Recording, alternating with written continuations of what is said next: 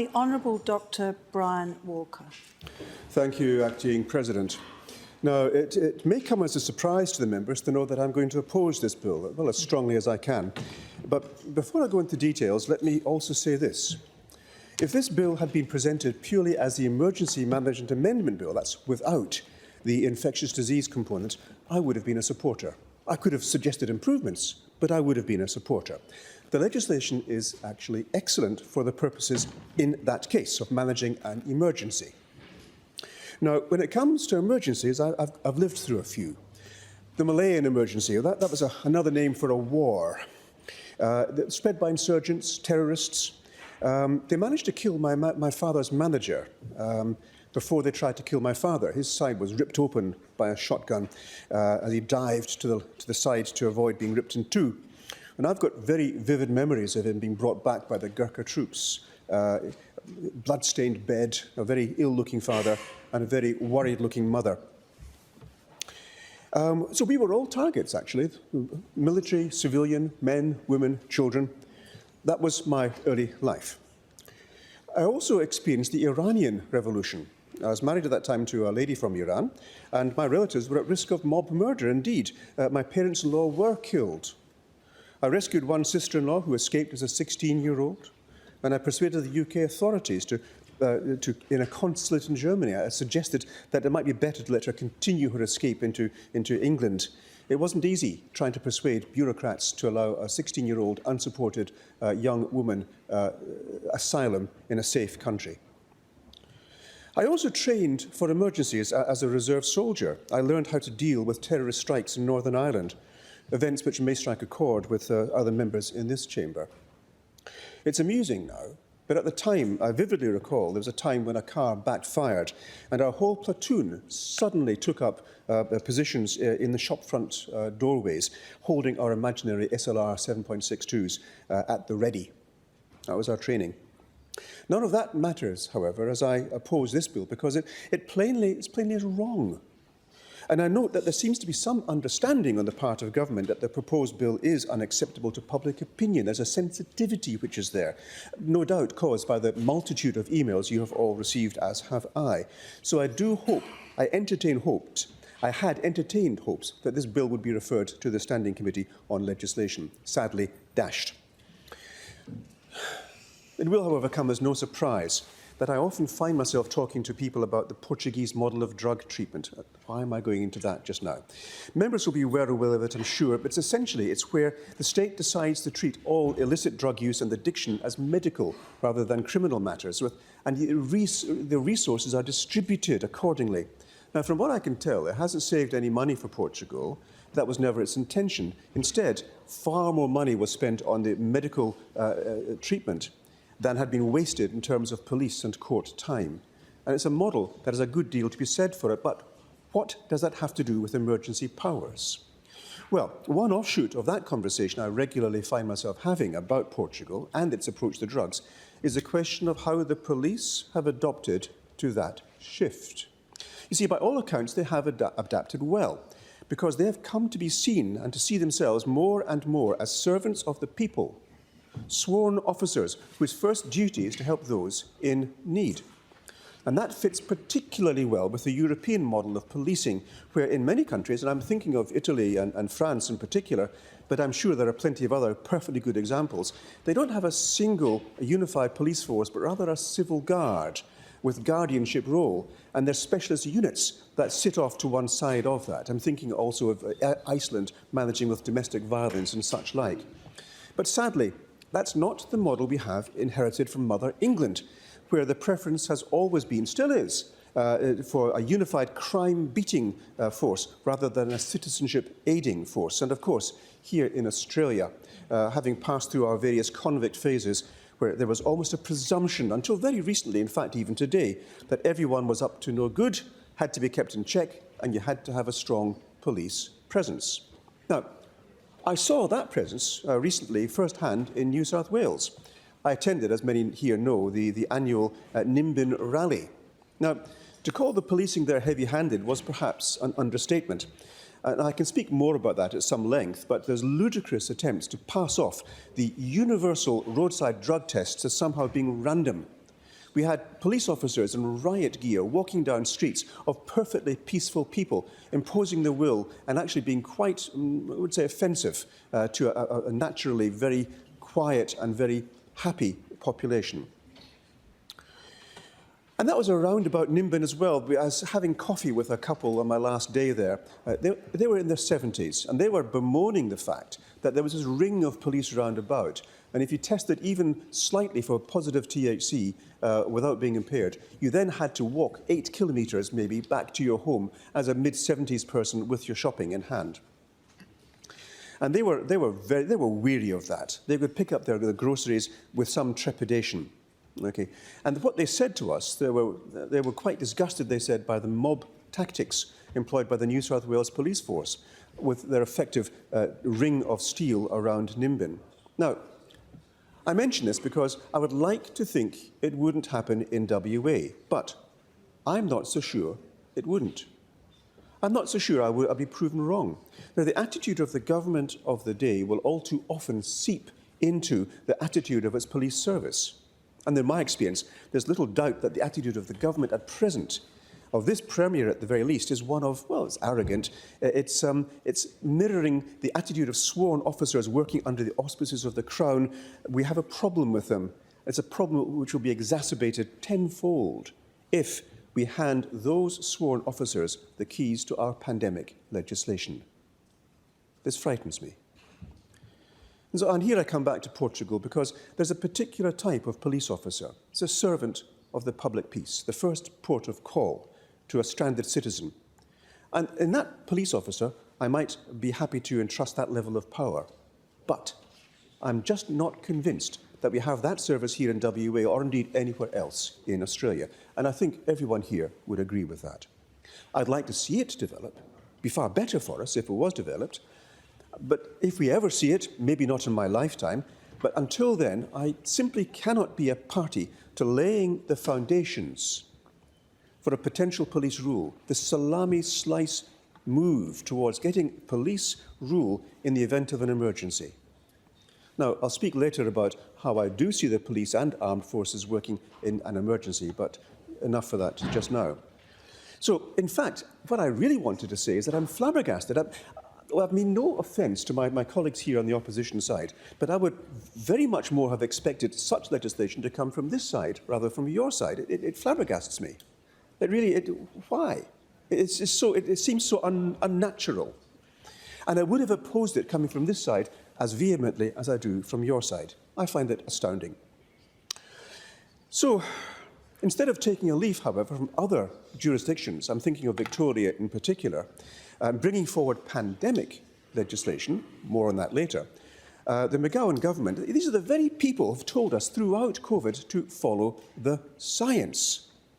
Follow the science, members.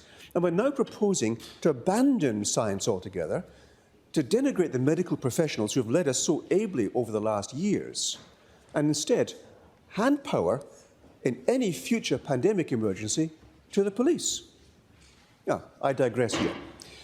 I'll speak about Keir Hardie, who founded the Labour Party in the UK, and he rose in the House of Commons back at the beginning of the 20th century and announced that, I'll quote here, "We are called upon at the beginning of the 20th century to decide the question propounded in the Sermon on the Mount as to whether we will worship God or Mammon.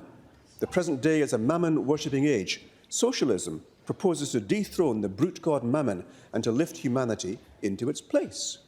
Now, in the 21st century, it seems to me we are called to make a similar distinction. Will we worship science or authority? Will we dethrone the brute god, that is blind obedience, and lift an informed, educated humanity into its place? And if we won't, members, then why? Why do we crawl back to blind obedience? We, who more than any other people should be wary of our jailers, we should be hoarding our freedoms to ourselves. So, an emergency bill has been declared, and we are to debate this bill under emergency conditions as defined under the revised standing orders. The key words I use when addressing my supporters are truth, freedom, and growth. Let's address that first value, truth. In the other place, which shall not be named, this bill was declared a COVID-19 emergency, and the standing orders for that emergency were invoked, curtailing the time permitted to adequately debate this bill. Now, the opposition has disproved that contention quite conclusively. The reasons for the perceived emergency are entirely fallacious.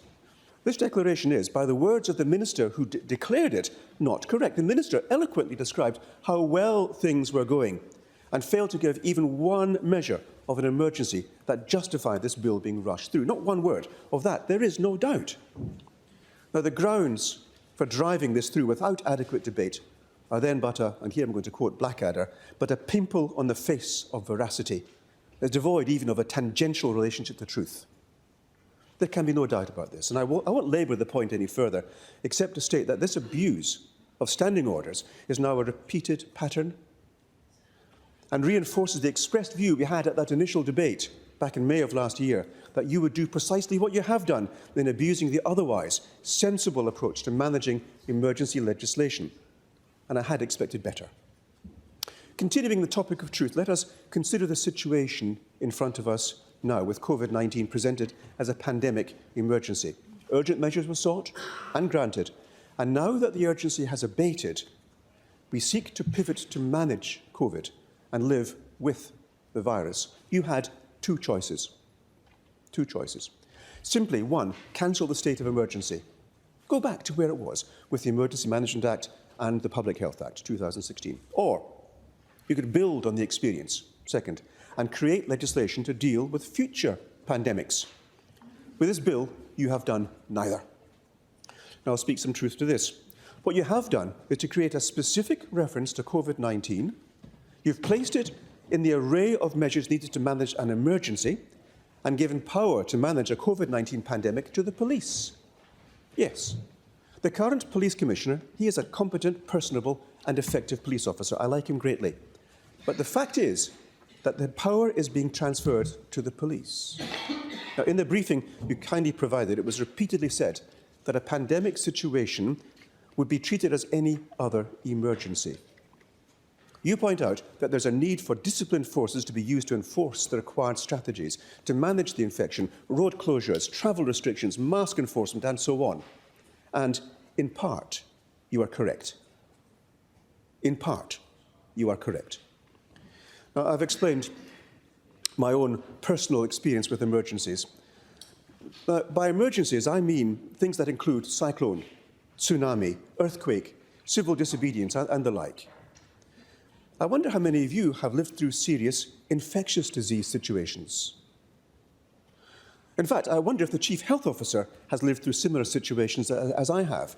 Could it be that I have more practical experience in living through an epidemic than he has? And bear in mind, a pandemic and an epidemic differ only in the extent of the spread of the disease. They are the same enemy with different extent of spread. While living in Hong Kong, I personally experienced the issues of managing with SARS and H5N1. Now, I believe the SARS epidemic, as it was then, I was surprised, had a case mortality rate of 11%. 11%, members, case fatality, as compared with the current COVID-19 case mortality worldwide of 1.05%, and in Australia, 0.7%, 0.17% in Australia, as against the case fatality for influenza, which is 0.37%. And that's of those which have been actually detected. There's probably higher than that, lower than that. The management of a very serious situation in Hong Kong, that fell under the aegis, this is still under one country, two systems rule, fell under the aegis of the public health authorities, with the government in charge, the Hong Kong government, and they used the Chief Health Officer, supported by the police. We also had a population which, for the most part, was very compliant. There was absolutely no problem in getting them to wear face masks. No problem whatsoever. That was quite standard. Now, the World Health Organization at that time was very concerned at the potential spread to a pandemic. It very nearly happened, which would have had worldwide consequences, especially with, as then, a case fatality rate of 11%. That's quite a lot higher than what we currently have. Now, in 2003, a report was published in, I can produce that for you if you wish, PubMed, and the following line was written: Development of a validated diagnostic test and an effective vaccine, as well as elimination of possible animal reservoirs, are measures needed to prevent another epidemic. Now, members, we still are not in possession of an effective vaccine. It reduces death rate, it reduces severity, but doesn't stop infection, doesn't stop transmission. It's not effective. It's an okay vaccine, but not an effective vaccine. We need an effective vaccine. We're not in possession of a valid test. How often have we tested for our rats and found them to be ineffective? The same is true for the other tests as well. And we haven't controlled possible animal reservoirs, as we've discovered in Wuhan. That's 20 years ago. Now, I say this to underline my credentials, not just as a serious thinking politician, although members opposite may disagree with that, but also as a medical professional, and I've had personal and professional experience with serious infectious disease. So when I call... Order, member. I'm going to interrupt debate for question time. Now, in the first part, the first half of my second reading speech, I basically sought to underline my credentials as someone who is actually, I hope, thought as serious thinking, both as a politician and also as a medical professional. And I do understand that what I say is treated with some degree of respect, and I thank the House for that. Now, I have been through both the Emergency Management Act and the Public Health Act 2016, the explanatory memorandum, read in some detail the Hansard from the other place, and also some legislation from Victoria. It's already been clearly demonstrated, I think, without any further comment, that the emergency requiring this bill to be rushed through is actually non-existent. But it is also eminently clear that we need to prepare for future pandemics. This seems to be a sine qua non. This seems to be essential. This preparation needs to be done in a sensible and unrushed, considered and scientifically appropriate manner. We could, in fact, do what the Parliament of Victoria has done and prepare specific pandemic legislation.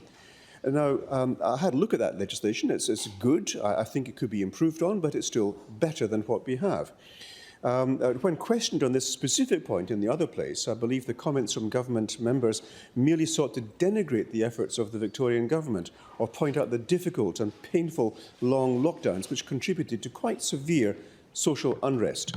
And rather than dealing with the actual facts of the pandemic legislation, it sought to downplay the government itself. Now, we weren't afflicted by that in the West, but it's something that could have happened to us. Now, what is the difference, you might ask, between an ordinary emergency and a pandemic legislation? It could easily be said that a pandemic is a major emergency, and so it is. Therefore, we are told, at least this is what the briefing told us, that the management of the pandemic will be just the same as any other emergency, like the management of a cyclone, a tsunami, a bushfire emergency, a threat of invasion, widespread social unrest. But that, members, is patently untrue. That is patently untrue. In a pandemic, the enemy is invisible. It might initially not be recognised. The mode of infection can vary widely from organism to organism. It's clinical transmission, prodromal periods, specific groups at risk, sensitivity to treatments, methods of prevention. These are all unknown variables, and these require specific and specialist medical management. So, public health physicians, epidemiologists, hospital managers, specialist medical management, infectious disease specialists. These are all at the forefront of the battle. They are supported by the entire apparatus of the health industry. And under medical leadership, with political control in the hands of government, we can then bring the entire force of the disciplined services, including police and armed services, to bear. Note the priorities here. Medical leadership under the control of the political hands of government, which then commands all other areas of social management. Now, a report was released last week, mentioned in the ABC, a team of international pandemic experts, and the ABC reported the task force was created last year to assess evidence on what drove the origins and early spread of COVID-19 and provide, and I quote, evidence-based recommendations. Why? To reduce the impact and improve responses to such outbreaks. In that new report, and I'm quoting, it found the world had largely failed to meet the challenge to be better prepared to prevent or respond adequately enough to the next pandemic. Now, the report goes on to say that the world still doesn't have strategies for preventing zoonotic transmission, that's animal to human virus spread. And, according to those same experts, this will only get worse with climate change and urban sprawl. And that, members, means that we in Western Australia too are at risk. Now, that task force comprised 14 internationally renowned epidemiologists, wildlife biologists, virologists and public health experts. And note well, there's not a single police officer in sight on this report. That is because health experts lead the management of a pandemic. We have a vested interest in this, not only because during SARS outbreak, my colleagues in hospital were experiencing this, an outbreak of 11% case fatality rates. 1/5 of all fatalities were among healthcare workers. 1/5 of all the deaths were healthcare workers. Nurses, anaesthetists, intensivists, cleaners. When it comes to infectious diseases, we in the health profession are most at risk. And in Western Australia, with an already fragile healthcare system, we cannot afford to lose a single healthcare worker, nor can we allow ourselves ever again to fob off the need for PPE by sending us a single mask and a pair of nitrile gloves. And that's exactly what I received when the postulated case fatality of COVID-19 Alpha variant hit our shores, was 10% fatality rates in China. And that's all I got, a pair of gloves and a mask for PPE at the front line. Now that's disrespectful. So we've established that leadership in a pandemic must be medical. I think I've established that. Let me address that second principle by which I lead the party, that's freedom. Now the current bill, you see, has reversed the established precedent of leading with medical expertise during a pandemic. Let this sink in for a moment. WA is not known for being at the forefront of innovation and science. We follow on, often years behind. We're going down a path which is not in accord with international practice and is not fit for purpose. Look at two major nations as an example, America, USA and Germany. In the USA, there are two federal structures within the US. One is the Division of the Chief Medical Officer, who sits within the Department of Health, and I quote, serves by providing policy and programmatic recommendations for critical, emerging and long-standing federal issues that impact the medical and environmental determinants of health. Now, none of that seems to include pandemic coordination, however. Meanwhile, the Surgeon General, he heads up his own office and is the nation's doctor, I quote again, providing Americans with the best scientific information available on how to improve their health and reduce the risk of illness and injury. Now, he oversees the US Public Health Service, which is under the Surgeon General. It's a quasi-military role, and he's got control of about 6,000 corps of uniformed officers. I never knew that. Dr. Fauci, who was the face of the US national medical response to COVID, was both the President's chief medical advisor and the director of the National Institute of Allergy and Infectious Diseases. In other words, when the pandemic struck, they looked for the most qualified medic in the field and promoted him. Although, it has to be said, he also advised almost every other president since Reagan. Germany, meanwhile, I have a particular fondness of Germany, having lived there many years and very much appreciating their science. They've gone one step further and appointed an epidemiologist to be the health minister. And that role happened back in December. Dr. Karl Lauterbach, who is both a doctor, epidemiologist, and a Socialist Party of Germany member of parliament. Otherwise, they seem to rely a good deal on the advice of Lothar Wieler, the president of the Robert Koch Institute for Disease Control. Clearly, experts. Now, in WA, we've got people here who either clearly have no medical experience in managing infectious disease emergencies or are not professionally trained in such experience. And these seem to have created this bill. And this is simply unacceptable. The more unacceptable it is because we are devolving control to the police commissioner under, one hopes, the Minister for Emergency Services, rather than having the premier lead, supported by the health minister, who follows the guidance of the chief health officer. So we're having, in fact, in this medical emergency, it's being managed by the police. It's almost like a police state approach. Now, the language of the bill is also misleading. Rather than using the correct title, police commissioner, we've got the title of state emergency coordinator. So it doesn't sound quite so police-ish, does it? Not the chief health officer. This bothers me because the science behind managing a pandemic, and we're talking here lives and lives lost, this is not a minor thing. This seems to be actually devolved to people who are not competent to manage a pandemic. The Commissioner, it says here, for example, that the Commissioner of Police may consult with the Chief Health Officer, but it is evidently clear he's not obliged to follow the directions of the Chief Health Officer. Now, if we protest this as being unacceptable, that protest goes to the Governor, who's actually an ex-police commissioner. And if we then protest that and take it to the CCC, we've got the paid man from Mark McGowan, who actually named him in clause C as being the director of the CCC. So I'm finding this actually very worrisome, members.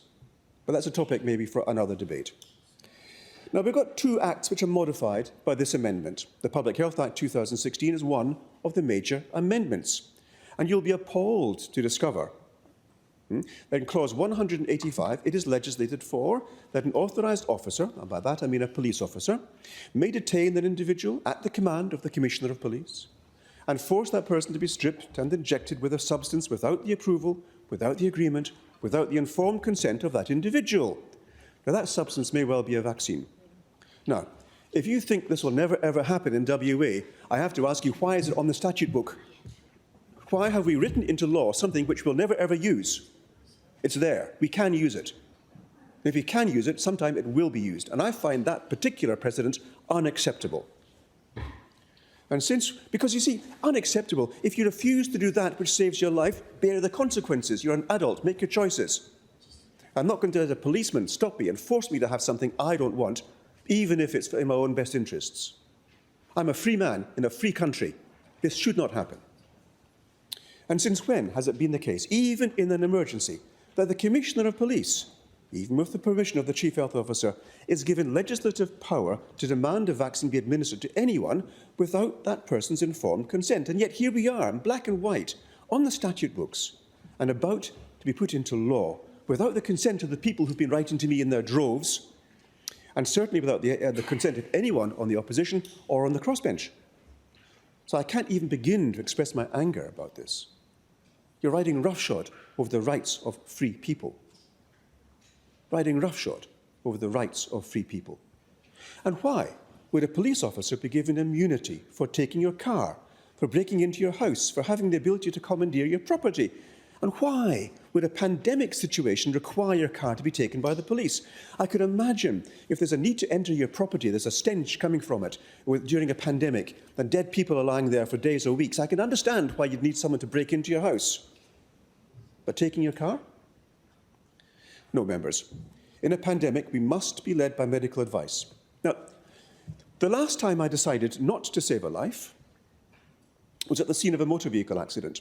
There's a young man very seriously injured, and the police who are attending asked me, "Doctor, shall we get the emergency helicopter?" Now, I am trained in this. I'd actually just the month before finished the training on specifically that question. And I said, let's call the helicopter off. Let's not bring the helicopter out. This man is not to be saved. So I let him die. He died in my arms. Now, you might think it hurts me a lot that I let someone die in my arms and I didn't call the helicopter to do what I can to save him. I'm trained in that. It was a waste of resources. This man was going to die no matter what. But the person who makes that decision needs to be trained. If you find a policeman saying, no, don't bother with the helicopter, we'll let him die by the side of the road, he may have made the right decision in this case. But how comfortable are you that a policeman makes that choice? How comfortable are you that a police officer could then make a medical decision about your wellness? How comfortable are you really about that? So I felt no guilt. Now, I've often been in that situation. I used to work in cardiology, be a cardiologist, and many of the time I've actually just said to the team, guys, stop. We're not going any further. Stop the resus. This is a waste of time and effort. This man is dead. He's not going to be resuscitated. Right, I'll sign the death certificate and I'll speak to the family. Many times. I was trained. If you had someone walk off the street and say, guys, you're wasting your time, that would not have been acceptable. Now, imagine we have got an epidemic within Western Australia. I won't call it a pandemic. Let's imagine, just imagine and only imagine, we've got Ebola just now in Uganda, and some rich Ugandan bribes the staff, permits a flight out to get better health care in WA. Possible. Ebola's got the 90% fatality rate. And if we then had that spread outside of the hospital, and that might easily occur, we need an immediate health alert. We actually need that in place right now, because that could happen. The Chief Health Officer will put into place the infectious disease emergency protocols. The police will work under the guidance and advice of the Chief Health Officer.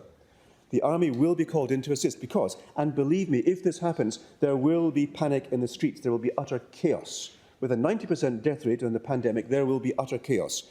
Doctors on their own are not going to manage this. We need to have the discipline services. This is what pandemic legislation is about. We don't have that. We need that. But let's take it further. Let's imagine that we've now got a building with a few people with Ebola there catching that, and if they come out, they're going to spread that disease to hundreds of thousands of others. We then make a decision. You in that building, will isolate you, we'll keep you there, we'll see who survives. Okay? And a lot of them will die. But by doing that, we're saving hundreds of thousands of hours. We're isolating and preventing the spread of the infection. Would you like that done by the Chief Health Officer or by a police officer? Which would you like? Both is terrible. But in whom do you place the most trust to do the best for your wellness and the wellness of society? So members, that's enough. There's not one of you in this chamber, apart from the Honourable Steve Thomas, who has had any training at all in infectious disease. So I could then say that everyone here is not actually competent to have a decision or make a decision based on this legislation, because you haven't been trained. This is new. You haven't got the experience. I don't know how many of you have held a dying person that they could have saved and let them die. I don't know how many of you had the experience I have had, or those who are involved in managing pandemics. But to then push this through without any experience, without any knowledge, put this in the hands of the police is, I think, an error of unimaginable proportions. You've got the wrong treatment for the wrong problem. So it's my considered medical opinion that this bill is not fit for purpose. What then is a potential solution? Let's address the last of my three words, growth. That word is deliberately vague, growth. It can mean a variety of things. In this particular case, we can grow from this pandemic, we can learn. We can grow as a community. We can grow as a government. We can grow as a nation. We need to take certain steps to grow properly. Firstly, we can declare the emergency is over. Look, there's problems still. I'm aware of variants coming in. There's problems still. It's not going away. And the Honourable Deputy Leader of the House is absolutely correct. What was outside, all those posters, quite correct. I'm with you on that. Stand shoulder to shoulder. That is just not acceptable. But the emergency as such is over. We need to revert to the pre-pandemic legislation. The Emergency Management Act, Public Health Act 2016, served us well. In fact, in the other place, the minister there very clearly articulated how well those acts had both served us. They've done us well. We have no urgent need to do anything different, but we should lead on and get some proper pandemic legislation in place for the next major problem. Secondly, we must begin to prepare that pandemic-specific legislation, which covers not only COVID-19. You've mentioned only COVID-19 in this. What about multi-drug-resistant TB? What about if someone releases polio from one of their labs because they want to destabilise us? Like, for example, one of the risks we have from the Russian labs. They may want to do something nasty and say, oh, look, polio's happened. It's come from Pakistan, which is possible, and then spreads through the world. Not us. No, not at all. We need to prepare for this. Although my personal fear, of course, is, as you can probably guess, Ebola. We've got smallpox. We've got... I mentioned the multi-drug-resistant TB. This is actually a major problem pending. It doesn't take much for that to become a problem. And the infectious diseases we have in the world right now, the multi-drug-resistant ones, are going to be a problem. People are going to die of stuff that we treated the last few years without any problem at all. We need to prepare for this. And thirdly, and importantly, as part of pandemic legislation, we clearly need to define the chain of command, which must stop with the Premier. It must stop with the Premier, who works with the Health Minister, whose actions must be under the guidance of the Chief Health Officer and not subject to political considerations. We can't take this sensible measure because people might think, and then we had all this discussion. We need good leadership, and it comes from the Premier. And this is actually a matter of life and death. It demands science. It demands science, not politics. It demands that the police force and the armed forces remain subject to and at the command of government, and that they specifically do not command and control, but rather enforce and obey. So in concluding, I spoke of Keir Hardie earlier, and I return to his wisdom. He spoke in 1906 of the need to see in the House of Commons a strong Labour Party which could compel employer and landlord alike to take their hands off the life of the nation and enable the working people to have a chance to live. They could only do so by having Labour members in Parliament to fight the cause of the common people. Yet, here's Labour, a beast that Hardie would hardly have recognised, handing the crofter over to the factor, the working man to the company. Is Labour showing its true colours? I hope not. Because those colours run into the hands of the police, and an authoritarian state of which we should be extremely wary, if not disgusted. They run away from science, the science which they extolled just a few short months ago, into the hands of uniformed officers, diktats without justification. I don't know why, but I know that I will not run with them. We will not run with them. We will stand with science. We will stand with ordinary men, women and children of WA. We will oppose this dangerous piece of legislation. We'll stand with reputable organisations such as Civil Liberties Australia, and they emailed me earlier this week to commend my commitment to individual freedom. We will stand with time-served public servants like ex-Police Commissioner Carol Callaghan. He called this bill lazy in its avoidance of accountability. And yes, we will stand with those ordinary men and women who, whatever their political persuasion, hold serious concerns about the level of power which is being handed over to the police in this legislation. We will do so because in its current form, we consider it dangerous. We will take our seats again with a clear conscience, something I can only hope members on the government benches are also able to enjoy when this debate concludes.